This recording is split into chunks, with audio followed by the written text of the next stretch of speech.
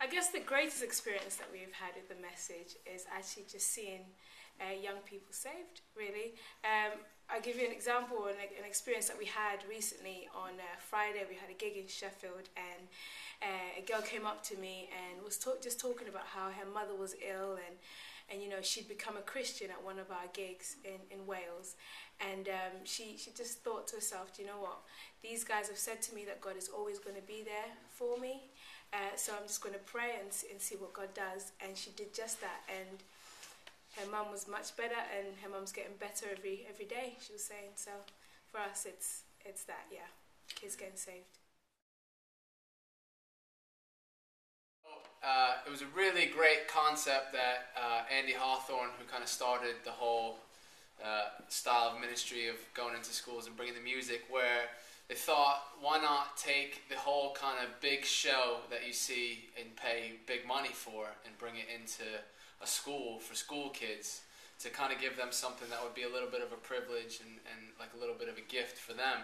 So for us, it's really cool because they get really excited about it. You bring in all this huge stage equipment, big massive speaker stacks and all that kind of stuff, and you just give them a show in their own school hall, which is completely different to what they'd probably be normally used to going on in their own school halls. So I just think it's amazing just to see their faces light up and them get excited and going nuts, and they're all in their school uniforms, so it's pretty funny to see all that. But yeah, it's a really great experience.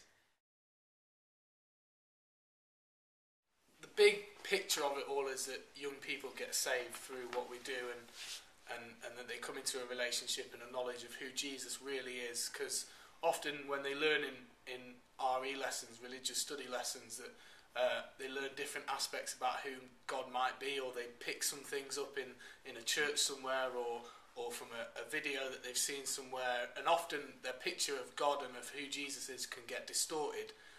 And we really want to change that and really show them who the Bible says that Jesus is, and who we believe and who we've found to be this Jesus that we've met, who's loving and who's kind and powerful. And we want to show that message to the world, really. So yeah.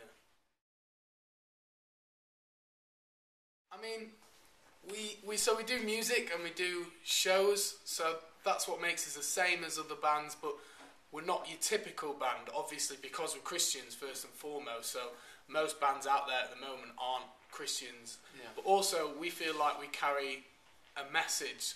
I mean, a lot of people are making music at the moment that's just music for music's sake, like just putting words to a melody that sounds nice, whereas we come first with a message that we want to bring. So we might want to write a song about changing people's thoughts about their self-image.